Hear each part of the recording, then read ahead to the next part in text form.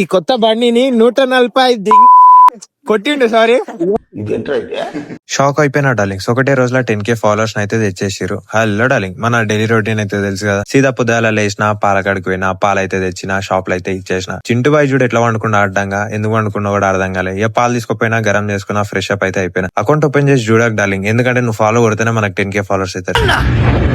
డబ్బున follow చేసుకో, అట్లే 10K followers ని గెయిన్ చేద్దాం. ఇన్స్టా 360 కెమెరా అయితే తెచ్చేసుకుందాం. బండి తుడుస్తుంటే బండికి గీతలు పట్టినాయి. ఎవడో పెట్టిండు గీతలు. కూర్చున్నాడు ఊకే కూర్చోక గీతలు పెట్టి పోతారు. ఇక సక్క సీదా రెడీ అయిపోయినా షాప్ కి అయితే పోయినా. ఆ ఫోటోలు ఉన్నది ఎవరో కాదు, మా అమ్మనే.